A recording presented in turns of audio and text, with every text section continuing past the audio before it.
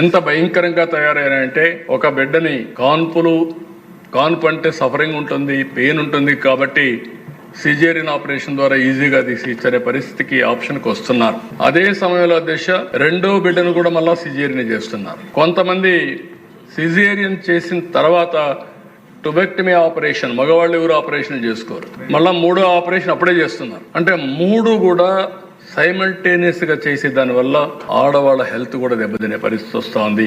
ఇలాంటి సమస్యలు కూడా ఫేస్ చేస్తున్నాం.